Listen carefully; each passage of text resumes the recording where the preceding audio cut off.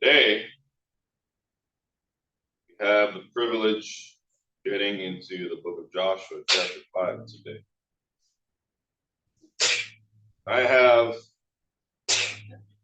the page numbers for the Bibles that are in the pews in accordance with the text that we'll be going through now. To get us started today, what I really want to do is refresh your memories on some of the things that Joshua goes over, the book of Joshua, some of the history and context. I'm not going to read chapter 5 with you yet. We'll get to that in just a moment. Last week, I was able to talk about the crossing over the Jordan River. God opened up the river for the children of Israel after 40 years of wandering and then 400 some odd years of being in slavery, and even more years beyond that, that the promise of the land was given to Abraham.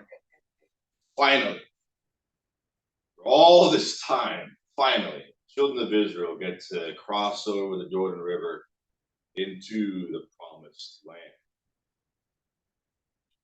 And Joshua has been instructed to be great general, to conquest the land.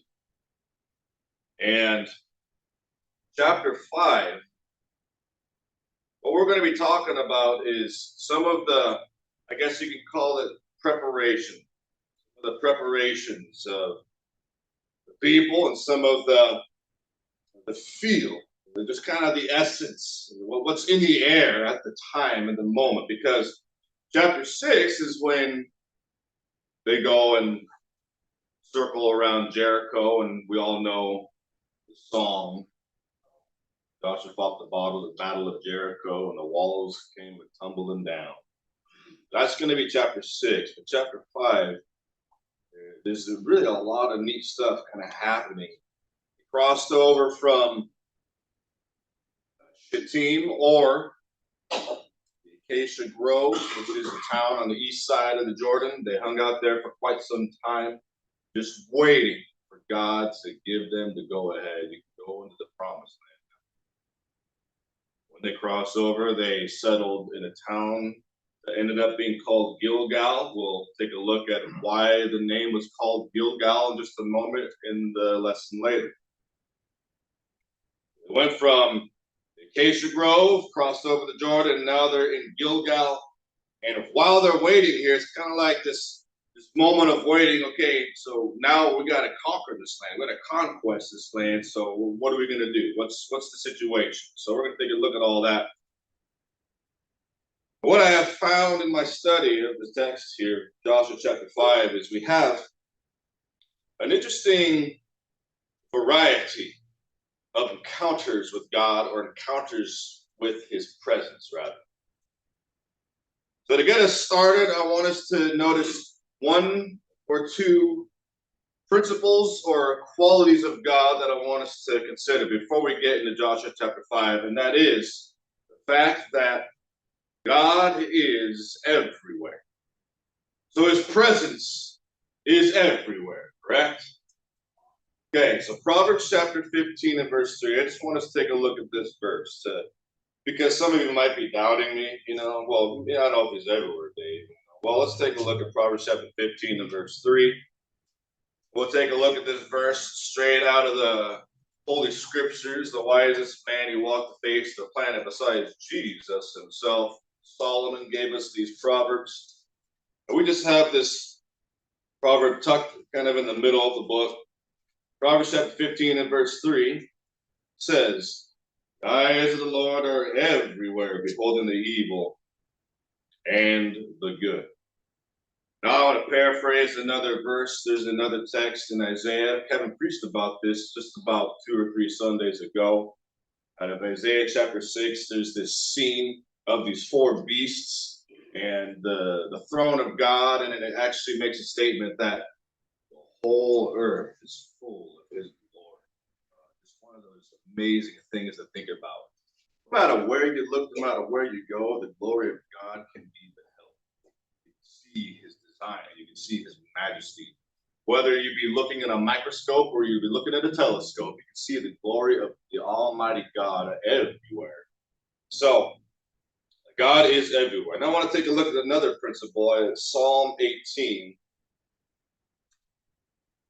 We go over to the 18th Psalm. We'll notice something over here as well.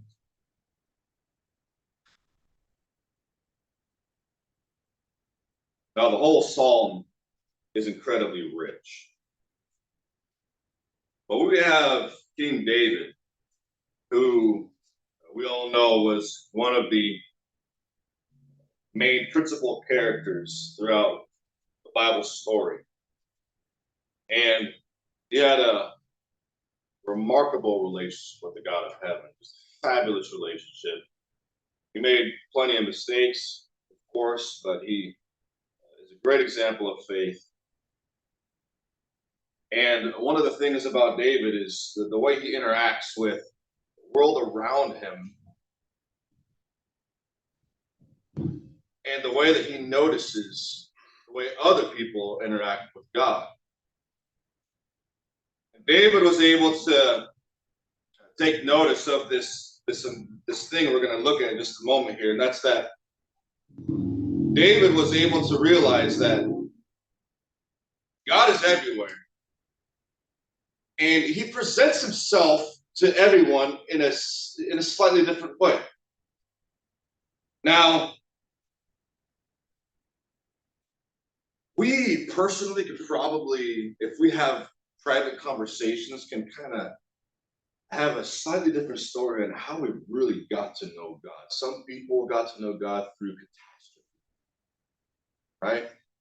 Some people got to know God through great, rich blessing. We all got to know him through his power, his spirit, and his word, of course, is the most highly concentrated way that we can really get to know who God is. But you can get to know God on a mountaintop, right? A lot of people get to know God in a totally different way, and that is they hate God. A lot of people get to know God when they see catastrophe, they say, doubt. They doubt God. You ever take a look at or read the materials of most people who sneer or scoff at the idea of God? Just take a look at the way they talk. They know God's real. They're angry with him. You ever talk to an atheist who was just indifferent about God? No. They're always upset about something. We'll take a look at a couple of verses here. It's really interesting. And it's something that I've learned through reading this psalm. I've gone to this psalm many times, and it's been such an interesting thing to me to think about. But I want you to take a look at it with me now today. Psalm 18, verses 25 through 27. And I'd love to go over the whole psalm with you today, but I just got too many other good verses that we're going to go to that are more in line with what we're talking about. So Psalm 18 is a psalm of triumph for David, and he makes an observation about those who don't triumph with God and why that is the way it is sometimes. So 25, it says, with the merciful, you show yourself merciful. With an upright man, you show yourself upright. With the pure, you show yourself pure. But with the froward or the crooked, show yourself froward. Crooked. You will save the afflicted people, but will bring down high looks, proud looks, proud. Now we all have to learn how to be merciful, right? We have to learn how to be upright. We have to learn how to be pure. Like I said a moment ago, the people who are crooked, they see God as crooked. And so God is actually presented as crooked too. God is presented as angry with those that are angry, is he not? Those that can't see the good, they don't see the good in God. So what do they get from God? They get judgment. They get punishment from him. They all get punished from God. But remember the words of the proverb, which the Hebrew author quotes, whom the Lord loves, corrects, or he chastens. When we get corrected, we see the love of God. But when the wrathful, when the unrighteous get corrected, they get bitter toward God. See?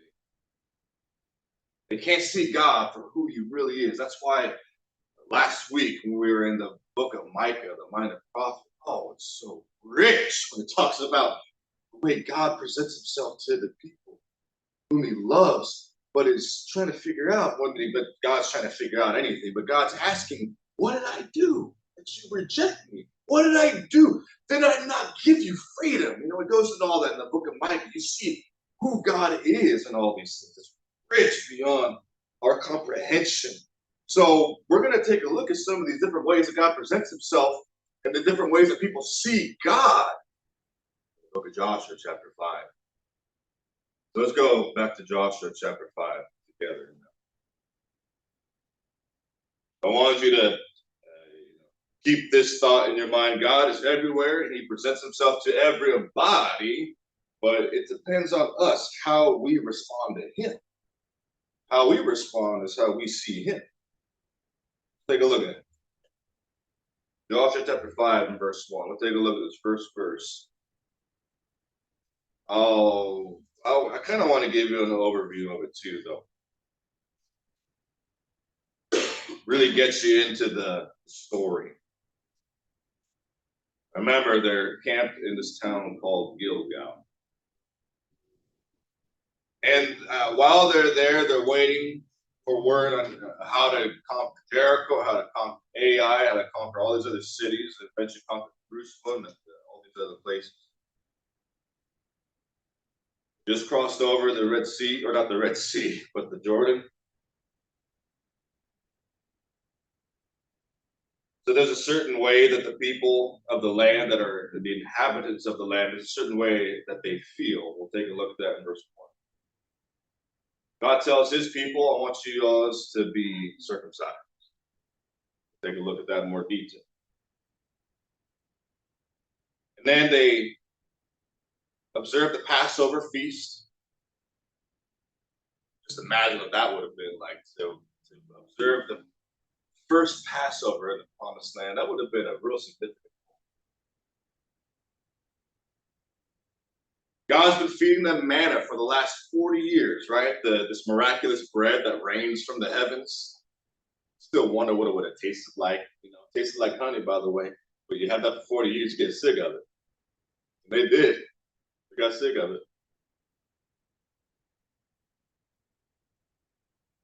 It was a final day for them to eat the manna.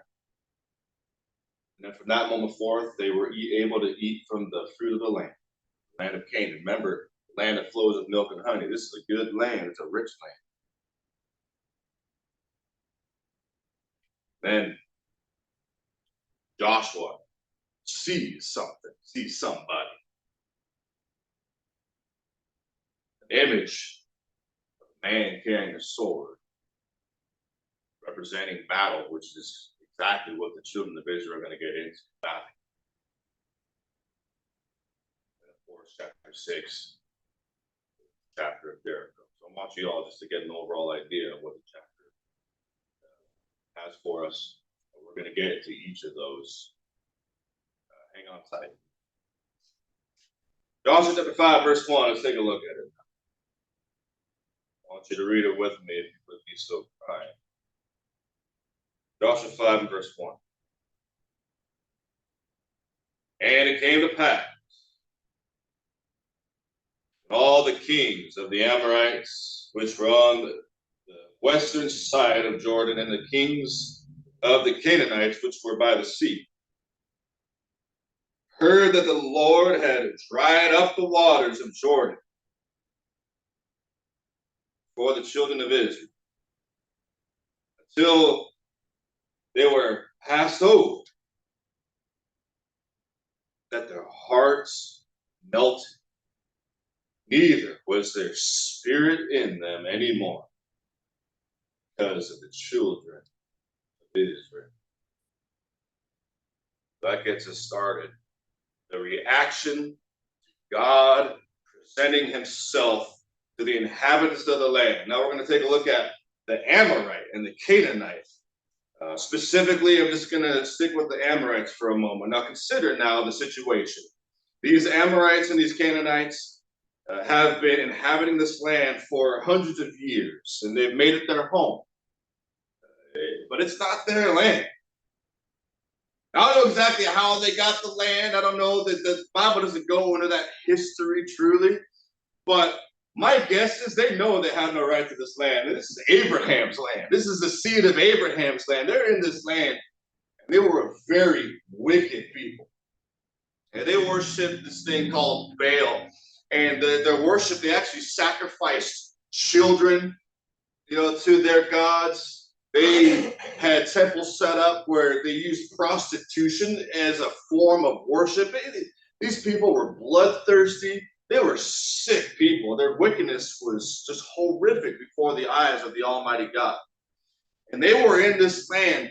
And when the children of Israel crossed on over, now they had heard about some other battles that took place when some of the other Amorites, the Amorite brothers, got wiped out. And they're getting kind of nervous. Now, you just imagine you're in a land, you have no right to the land, and you don't really have a God. Your God's a pile of stones. Okay, that's your God. Okay, your God is the internet. Your God is a computer. Your God is TV. Your God is entertainment. You want to do what you want to do, and then God shows up. He opens up the Red Sea, commits this great miracle, and this people that he promised land to show up. How are you going to feel? Sweet mercy, we dead. But what did he do? Well, yeah, word on the street is he opened up the Jordan River, just like stop the waters. Like, how did he do that? I don't know how he did that. So what do you think he's going to do to us? We dead. Ain't no shot, ain't no chance we're going to make it. There's a few people that we're going to make it. How do they feel? They felt threatened. Their hearts melted. Wasn't spirit in them anymore. I'm going to go back and do a little bit of history of the Amorite, just like real brief, okay? I'll take you back to Genesis chapter 15. I just want to show you one little verse of Genesis 15, verse 16. Now, the Amorites were not the chosen people. However, God of heaven was still mindful of them, right? One really neat and interesting thing, something I pointed out last week, was how the Midianites, there was a king Balak. He was a Midianite king, and he went to Balaam, who was a prophet of God, and he wasn't even a Jew. It's really interesting. When you go back into the Old Testament, you see that God was with the heathens also. That's one of the reasons why I started off the lesson by saying that God is everywhere. And he helped a lot of people. In the next couple of weeks, we're going to be getting into Rahab. Rahab was a filthy, I use these words to just kind of emphasize that, a filthy harlot, right? A filthy prostitute with the people of Jericho, who was obviously a wicked people. And she somehow finds her way into God's good graces and into the genealogy of Jesus the Christ. We're going to take a look at that in about 2 weeks. Bunch of rich stuff in there. And don't forget Nineveh and how Jonah was sent to Nineveh. For some reason, God was also with these horrible people. God loves all of them. Don't forget John 3:16. For God so loved the world, not just Jews, not just you Christians. He loves every single person who's getting ready to go to hell. He loves them. He don't want them to go there. But he was with these people too. Take a look at Genesis chapter 15. We're in the historical part of Abram. We've got Abram, who is to become Abraham later on, and we see that he's getting these promises from God, and he falls asleep and has a vision, and he's being told that your people are going to be in slavery one day, and the land isn't yours just yet. Take a look at verse 16 with me. It says, "But in the fourth generation they shall come here again, for the iniquity of the Amorites is not yet full." Pretty interesting verse. I want to share with you what I get from that. I'll show you the one little thing that I get from that. The iniquity of the Amorites is not yet full. He's not ready to wipe them out yet. You know why? You know what I think? Because of what I know about God. Oh, he's patient. He is patient. I mean, I talk to people sometimes, other Christians who know that one day Jesus is coming soon, right? One day Jesus is coming back. I've had so many conversations where people say things like, "Why hasn't he come yet? Look how sick the world has become. Look how corrupt things are. Look how corrupt the government is. Look how corrupt things are overseas. Look how sick the world has become. Why hasn't he come back yet?" There's one reason why. God is patient. Now you are glad he didn't wipe you out when you were stuck in your sick sin. What was that? What was that? 6 months ago? Come on, huh? 10 years ago? When did you really get to know God? Was it 5 years ago? Was it 20 years ago? You are happy that God waited for you and didn't just smite you on the spot. Now, when God showed up, you didn't just get nervous. You got nervous, but you didn't just sneer at him and scoff at him. Now, these Amorites, how did they respond to God? Well, I'm going to guess they responded very similar to the way the Jews and the Pharisees and the Sadducees, who thought that they were all of that in a bag of potato chips, how they responded to Jesus when he showed up. Go with me to Luke chapter 4. Luke chapter 4.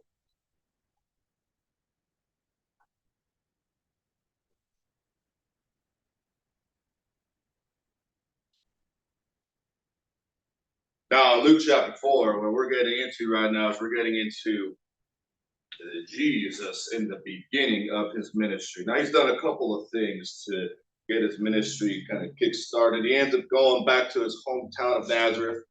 And as his custom was, he goes to the synagogue. Now, I would venture to guess that Jesus didn't miss many synagogue meetings. You know, yeah, he didn't miss very often. I'm not feeling so good today. I'm not going to go. Jesus showing up to the synagogue meeting. So that was his custom. He didn't just skip, play hooky on synagogue day. So he shows up. Now, something's different about Jesus. He just fasted 40 days and 40 nights. The Holy Spirit is with him in a very strong way. He knows now that his time has come. It's time to start his ministry.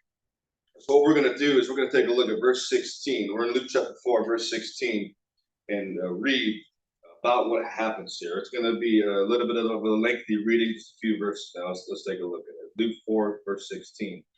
"And he came to Nazareth, where he had been brought up. And as his custom was, he went into the synagogue on the Sabbath day and stood up to read. There was delivered to him the book of the prophet Isaiah, and when he had opened the book, he found a place where it was written." Verse 18, we're in verse 18.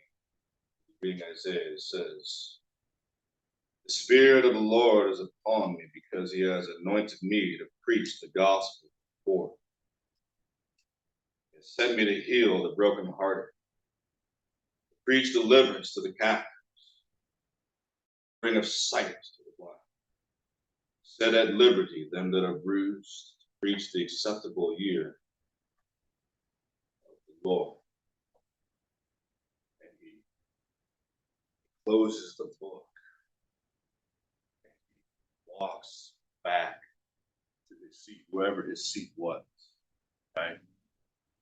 Closes the book. I imagine this very calm, cool, confident Jesus just reading. Closes the book, goes over. Verse 20 says, He gave it again to the minister and sat down, and the eyes of all them that were in the synagogue was fastened on him. They were watching him as he was walking back to his seat, thinking there's something different going on right now. There's a difference. Now, the Amorites know something different happened. We're in this land. We don't have a right to be in this land, and the children of Israel just crossed over it. Something different's happened. Change. There's a change in the air. There's a change in the atmosphere. Same thing happened to you somewhere along the way. If it hasn't happened yet, make sure that when it does happen, God shows up at a higher capacity. You know how you're going to respond. Jesus says in verse 21, this day is a scripture fulfilled in your ears. All them bore witness and wondered at the gracious words that proceeded out of his mouth. They said, isn't this Joseph's son? He said to them, you will surely say to me, this proverb, physician, heal yourself. Whatsoever you heard in Capernaum, you also hear in your country. 24 says, verily I say to you, no prophet is accepted in his own country. I tell you the truth, many widows were in Israel in the days of Elijah. Heaven was shut up for 3 years and 6 months. Great famine throughout the land. But unto none of them was Elijah sent, except for Sarepta, the city of Sidon, and to a woman that was a widow. Now that was a Gentile town. That's why that's significant. Verse 27, it says, and many lepers were in Israel in the time of Elisha the prophet, and none of them were cleansed except for Naaman the Syrian. He was a Syrian. He was not one of God's people. He wasn't one of God's chosen people. And Naaman had leprosy, and God healed him. But what about all the other lepers? Jesus is pointing out that you think you're God's people. Open your eyes and open your ears to what I really have to say, what's really going on. We're just talking about it in the Bible class this morning. How there was a commandment by the God of heaven. He says, now, if your kid is stubborn, you take that kid before the people and you stone that kid to death. That's a hard saying. Who can hear it? It's tough to handle. It's so important for us to notice and understand and realize, because when we go to the Word, we really open up our eyes to it. When we really get corrected and when we really get into a place where we're starting to understand things, we have to understand that the way we respond to the Word is the way we respond to God.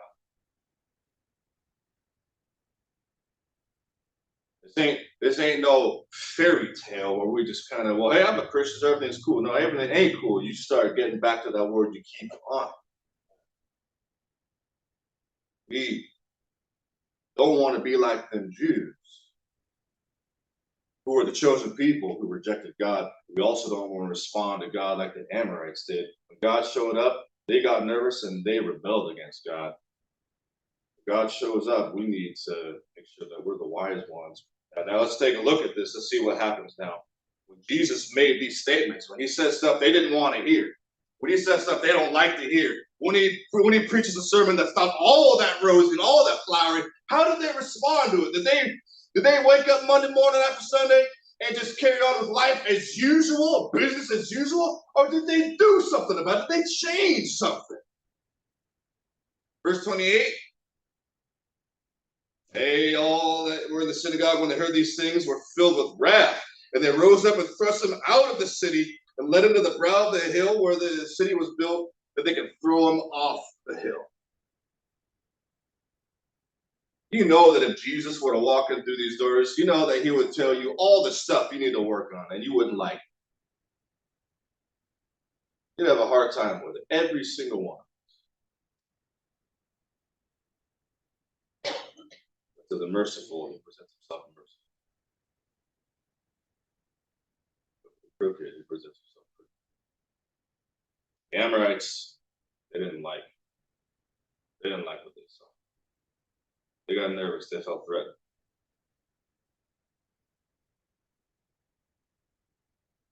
Now go back with me once again, the book of Joshua. We're going to see now another encounter with God, this time through the eyes of the Jews that were there. Joshua chapter 5. Joshua chapter 5 says, 2 through 9. We're going to take a look at verses 2 through 9. I want you to read it with me all the way through. I want to make some comments along the way and notice some of the things that we can learn from here. Joshua 5 verse 2 says,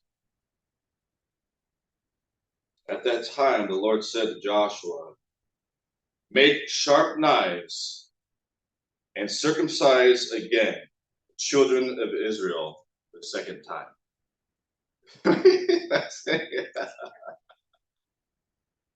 This is good stuff, man. This is good stuff. Got some stuff to learn from here, okay? Let's take a look at it. All right, now for those of you who don't know what he said to do, okay? He said, I want you to make a sharp knife and chop a piece of that sucker off. That's what he said. That's exactly what he said. Okay, I'm just going to give you the DMV for a second, the Dave Matlock version of the Bible. Make a sharp knife and cut a piece of that thing off. Okay? Let's keep reading, verse 3. So Joshua said, oh, come on, God. No, he makes sharp knives and circumcise the children of Israel at the hill of foreskin. Sounds like a nice place. Verse 4, and this is the reason why Joshua did circumcise all the people that came out of Egypt that were men. All the men that were men of war died in the wilderness by the way after they came out of Egypt. So verse 5 says, now all the people that were come out were circumcised, but all the people that were born in the wilderness by the way as they came forth out of Egypt, they did not circumcise. Verse 6, for the children of Israel walked 40 days in the wilderness till all the people that were men of war, which were come out of Egypt, were consumed, because they obeyed not the voice of the Lord, unto whom the Lord swore that he would not show them the land which the Lord swore unto the fathers that he would give us, land that flows with milk and honey. Verse 7, and the children that raised up in their stead, them Joshua circumcised, for they were uncircumcised because they had not circumcised them either way.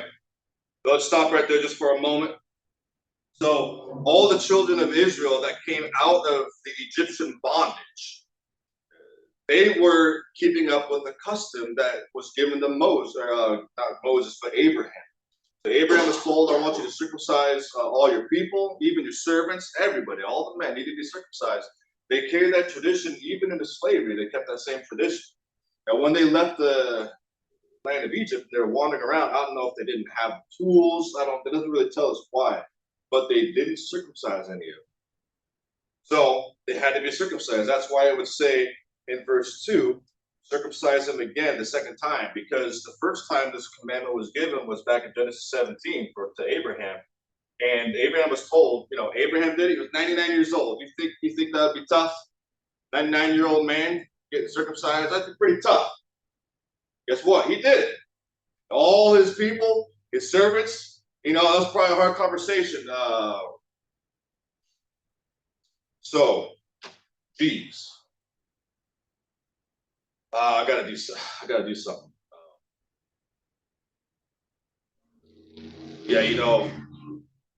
I gotta circumcise you. Wait, what? That'd be pretty tough. But he did it. 40 years without it. It's gonna happen again. They need to do what God said. Verse 8. It came to pass, they were done circumcising all the people. They stayed in the places in the camp till they were healed. Verse 9 says, and the Lord said unto Joshua, this day I rolled away the reproach of Egypt from off of you. Wherefore the name of the place is called Gilgal till this day. The word Gilgal means wheel, or rolling, which is quite symbolic when you think about it. The word circumcised means, has the word circle in it. Cut all the way around, making all the men cringe in here, okay? Cut all the way around. God of heaven says, this day, because you did what I said, because you obeyed me, this is the day that I roll away the reproach of Egypt. They kept that reproach. They hadn't obeyed the command of the Father yet. This day they obeyed it, so the Father rolled it away. You know what's amazing? I got a question for Anthony. He's doing the song service, okay? I got a question for you. Putting you on the spot. Did you look at my notes or something? Because song number 12 is a song that was in my head all week long, because it's the words, and the burden of my heart rolled away. Where do you think that came from? Reproach, Egypt, rolling away because of the circumcision, as they obeyed God. On many occasions, I didn't have my phone on me, which a lot of you know that's my custom. I thought about texting Anthony to see if he would sing that song for us. He picked it by accident. By accident, that ain't the right way to say it, is it? By the Holy Spirit. What are the chances? I couldn't believe it. When he was teaching Bible class this morning, I looked up at the songs and I was like, wait, 12? That looks familiar. Hold on now. I opened it up. I just couldn't believe it. I was like, you gotta be kidding. Anyway, there's like 900 some songs in there. He picks the right one. So you can think about that when you sing that song before the Lord's Supper. A lot of interesting stuff happening. They had to be circumcised in order for God to roll the reproach away. Go with me now to Genesis chapter 17, verse 13. I want to take notice of the significance of this. Now, this is another encounter with God. God says, do something, and he gives purpose and he gives reason for the things that he does. We may not understand it, we may not get it, but the God of heaven does get it, and that's what matters. Genesis chapter 17, verse 13. I just made reference to this because this is when God commanded Abraham to circumcise himself and all his people. And there's a lot of good, neat, interesting things about it, but I want us to focus now on verse 13. So verse 13 says, he that is born in your house and he that is bought with money must be circumcised. Now watch this right here, okay? And my covenant shall be in your flesh, everlasting covenant. So that was a very significant moment to me when I was researching this whole idea of circumcision through the Word of God. And I came across this statement right here. The God of heaven said, I want my mark. I want my covenant. I want my promise. I want what I says to be in your flesh. You are going to cut your flesh. And that's going to be a symbol, a sign of our covenant. Now go with me to Colossians chapter 2. I want to take a look at a New Testament reference, or a way that this is applicable to us as well. Because you see, one of the whole points of the lesson here is to notice that our encounter with God must be, we must respond a certain way. We have to respond to God the proper way. He said to the people, be circumcised. They better do it. And I could get even more depth. There was one of the most bizarre stories in the whole Bible to me is when Moses and his wife, Zipporah, had to circumcise his son. Now, it actually says the God of heaven was getting ready to kill Moses over that. So when God says something, he's serious about it, even if it's a hard thing for us to hear. We don't want to do it. I'm telling you right now, of all, and I know all the women in here don't really quite get this, but Just ask any man here, what's the last thing you'd want to do? Cut a piece of that thing off. That's the last thing I want to do. Don't be laughing. But is that not exactly what happened? That's what the word's saying. Okay? Not a single one of us men said, hey, I'll be first in line right here. Not a single one of us.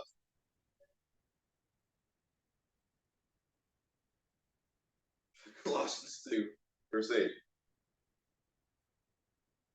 Beware. Lest any man take you captive through philosophy and vain deceit after the tradition of men and the rudiments of the world. And I'm telling you, a lot of stuff floating around out there trying to get you distracted from who Jesus is and what he says. Out after Christ. Verse 9. For in him, that body of yours, that flesh of yours is God's. And Jesus is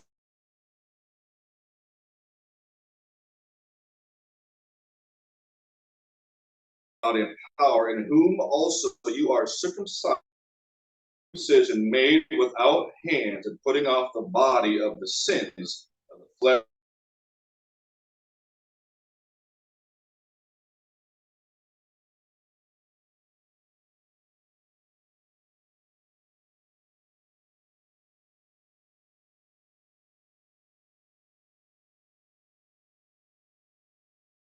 Off. And an operation being done, God has to perform an operation in order for you to be given life. Then he uses baptism as an example. When you're baptized, you die. When you're baptized, you die. That old man rolls away into the grave. Just go and think about it like that. The old man rolls away into the grave. Just like the reproach of Egypt was rolled away.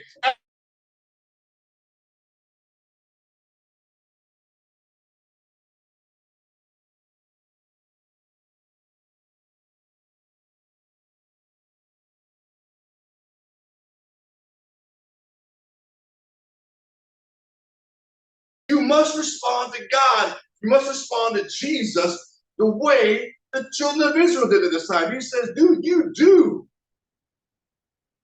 We got a lot of things we got to be doing. A lot of changes we got to be making. God presents himself. He's presenting himself to you right now, saying, what's the holdup? He's presenting himself to you right now, saying, pick up that word and do what it says. Quit just smiling at it and say, that's kind of nice, winking at it and moving on with the life. You are not to be the same after today. This is for real.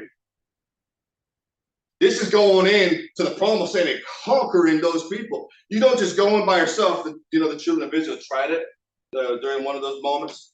You remember when they sent the 12 spies in? They came back and they gave a report of land, saying it's a good land, but there ain't no way we could do it. Back in Numbers 14, I think. They came back and said, we can't do it. We know what happened? Children of Israel, after God said, I'm not letting you in, you're going to be stuck here for 40 years, wandering around, not getting circumcised and all that kind of stuff. You'd be stuck around the wilderness, just kind of wandering around. Well, some genius said, well, I feel bad now, so let's go ahead and go into the land anyway. And they went on top of the mountain. They said, let's go and conquer the land. And Moses said, you better not go in there, because God ain't with you now. If God ain't with you, you're going to die. That's what happened to them. They died. They got chased out of there. So, this is serious stuff. We're conquering temptation. We're conquering the world. We're conquering emotions, fear, pain, misery, pleasure. What kind of stuff we conquer? You ain't gonna conquer nothing if you don't do what he says. It's only by him that we are more than conquerors, the word said. by yourself.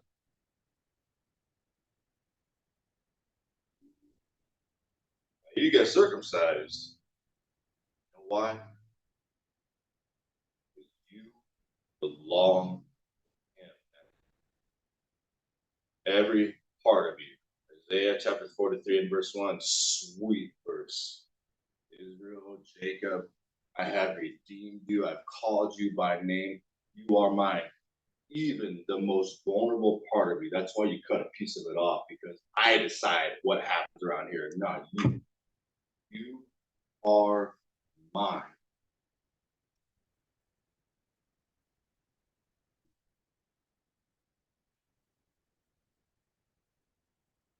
Encounters with God are tough.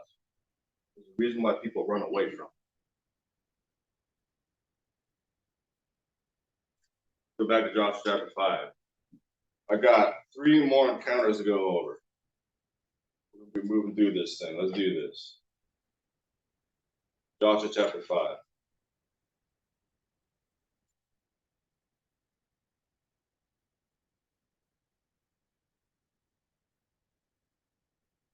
Take a look at verses 10 and 11.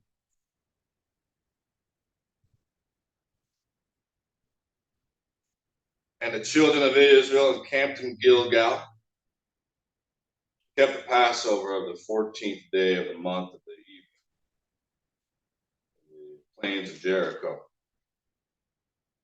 They ate their ripe corn and the land on the next day after the Passover, unleavened cakes, parched corn, self-same day. Okay. More of a celebration now. You know, you get circumcised, that stinks, you got to heal up. Actually says they had to wait in Gilgal to heal, and it says that they had the Passover feast. I tell you right now, it's more of a celebration here. The encounter with God was a good encounter. This is the moment to praise Him, to worship Him, and to remember. We're in a place where they had to remember. But I want you to stop and think about this with me now, because think about what it was really like. What would it have been really like to stop and remember? Because the whole idea of the Passover was to remember when they left Egypt. So that was 40 years ago. Can you imagine what the conversations were like on that feast? You guys remember the last 40 years? Some of them were old enough to even remember. Because remember, it was the people who were 20 years and younger that got to go into the promised land. So it was 40 years. So there's a couple guys who are about, a couple guys who are about 60 years old who were able to, some of them actually remembered. You just imagine what the conversations would have been like. Wouldn't that be amazing? Like Thanksgiving dinner, talk about all the good times and the hard times and the rough times, all the memories. What would that have been like? Well, most of the time, or much of the time, rough. Oh, it was a rough 40 years. I think about it right now. I mean, hindsight's 2020, isn't it? This is a moment, man. You open up the Red Sea. Our dads and our moms doubted. We saw another miracle. You open up the Jordan, and here we are. Now we're actually celebrating the Passover. And a lot of the conversations would have been like, what were we? What was Dave Sr. thinking when he doubted? I'm thinking right now, would we give in to temptation? When we doubt, we go through these times, you look back, when was God not there? He was there the whole time, the whole 40 years. He was there the whole time. Then look back, we always had water, we always had manna. It wasn't the best. We always had it. The hard times, think about the hard times. We can look back and we can actually remember and think, what was I thinking at that time? And I couldn't help but think about the 77th Psalm as I'm thinking about this, because this is supposed to be a celebration, but I want you to go there with me. The 77th Psalm. It's so rich. Psalm 77. Take a look with me now. This song is so emotional.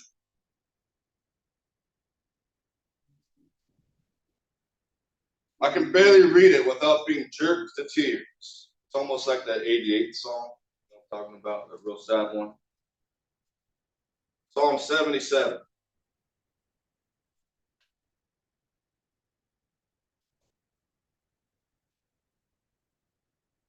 Verse 2.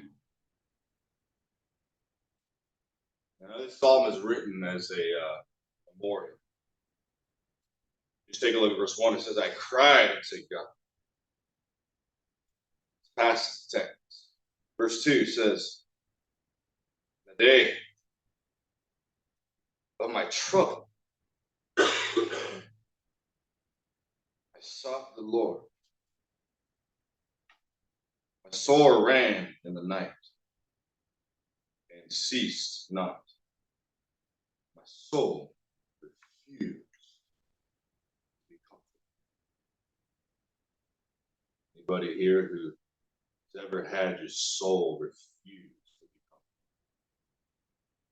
Your friend calls you, your brother calls you and says, don't forget, the Lord is my shepherd, I shall not want. I don't want to hear that right now. My soul refuses to be comforted right now. I can't be comforted right now. You went through that difficult time. You can recall when it didn't matter what God said. It didn't matter what you read. It didn't matter how amazing his creation is. It doesn't matter that he made the sun rise that morning. You didn't see the sun rising. Because all you could see was pain, That's all you could see.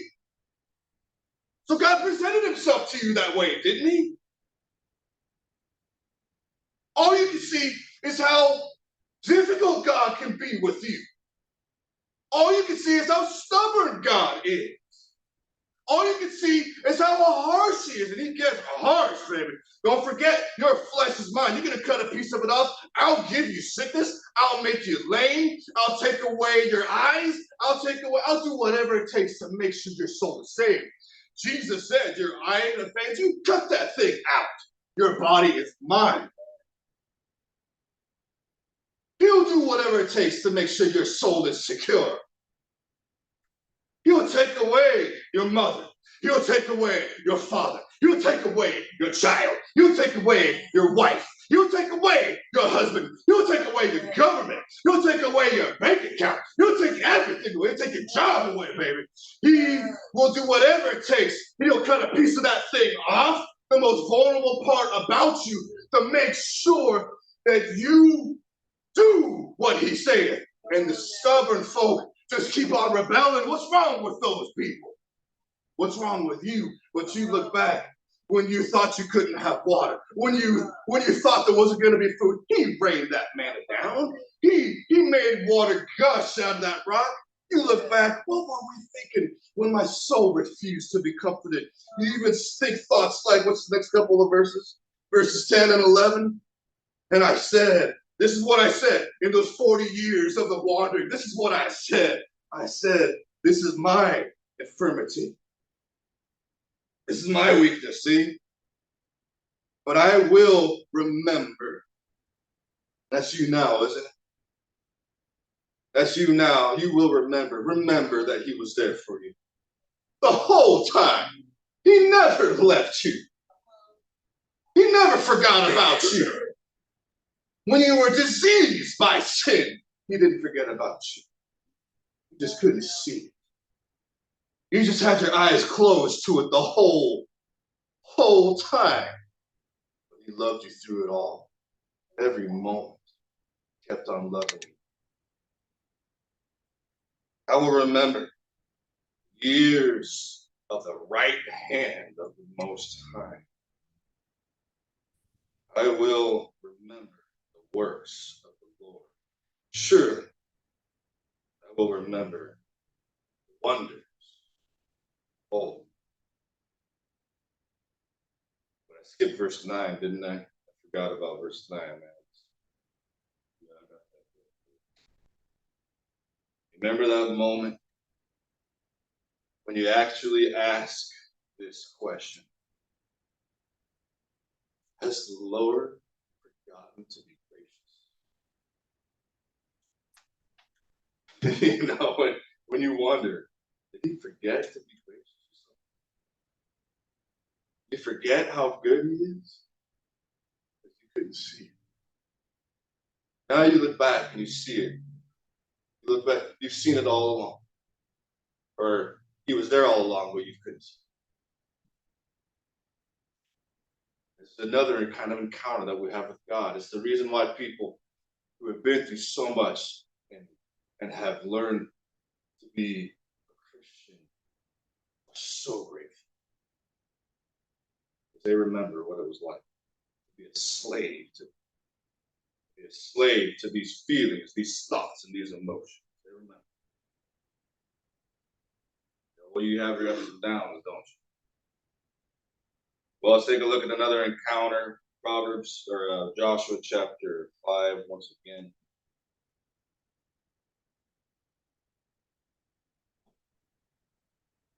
Yeah, Joshua chapter 5, 12.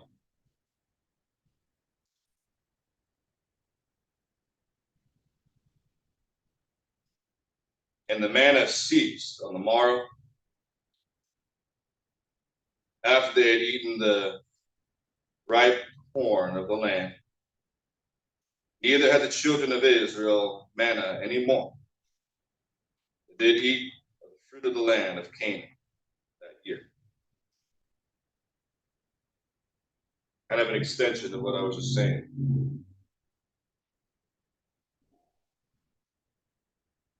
The encounter they have with God here. So God provided. Provided throughout the whole time. He was giving them the manna. We gladly received from God. But we have a hard time when he wants us to give back. He wasn't just taking care of the Jews through the 40 years. He was also taking care of the Amorites that were in the land, with the good of the land. Sun to rise on the evil and on the good. Rain to the just and the unjust.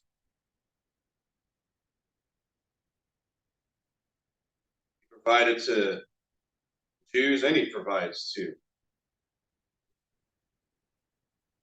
the Gentiles. And our reaction to this encounter is we receive. And we continue to receive. We keep getting, we keep gaining. Because God is just that gracious. Just keeps giving. Even to the heathen. Because like I said, love the world, so he gave his only begotten son, provided a way for all. Not everyone will receive that. So now,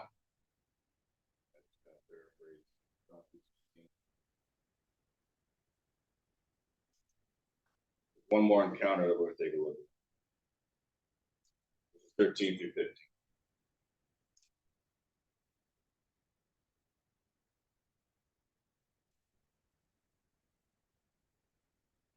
Joshua 5, 13 through 15. Kind of neat, right? How all these different encounters. Anybody here ever stopped to really think about Joshua 5? Neither did I. That's what I got here. There's just a lot of neat things happening in the preparation. Here's the last encounter. It's really interesting because I started the lesson by pointing out that God is everywhere. But there are higher concentrations of different situations, different spots. And I don't understand that. I'm not going to claim to understand that. It's kind of like when Moses was going up to Mount Sinai, right? The people, how did the people respond? They said, when God speaketh, we don't want to hear it. It's too much for us. So Moses had to kind of be like a middleman. So, and when Moses went to the mountain, he had like this real high concentration of God, like more direct interaction with God. I guess I don't understand it. Even though he's everywhere, he also withdraws himself in certain ways, in certain situations, however that works.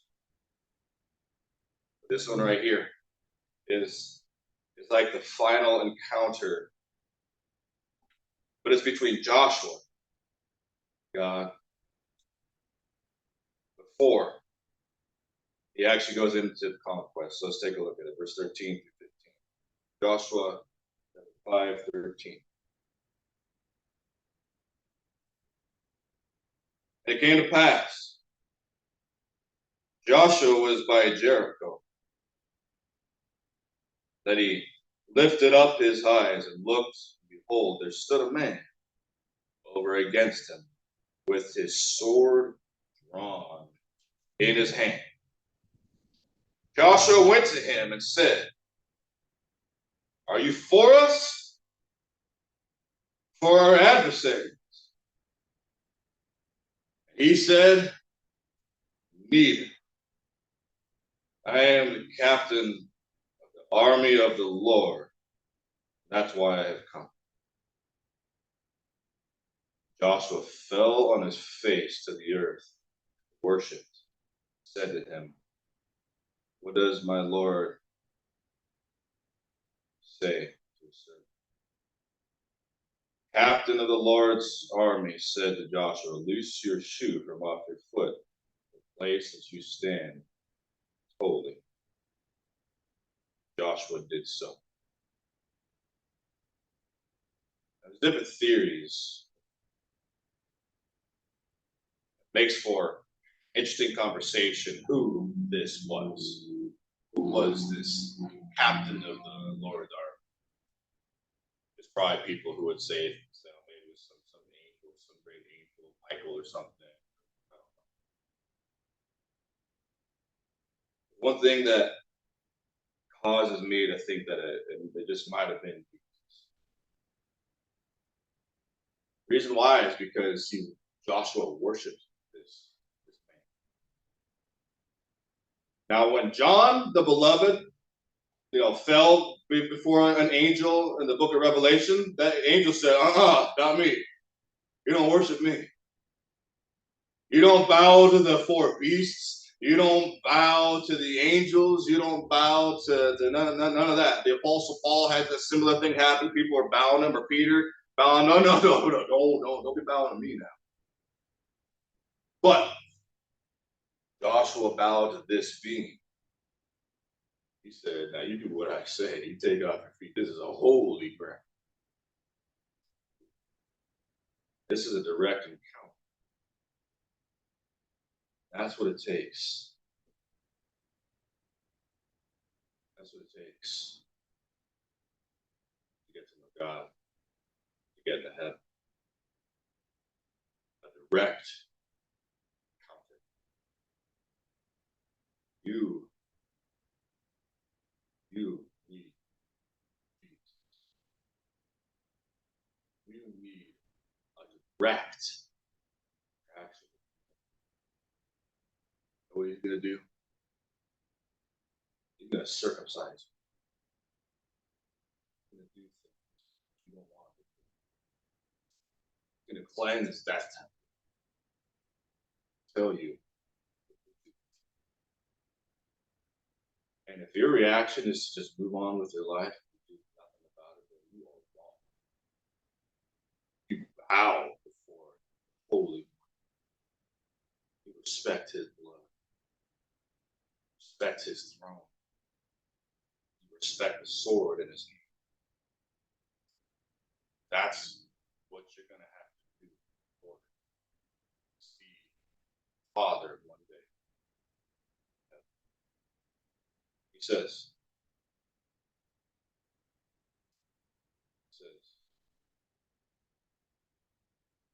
obey me.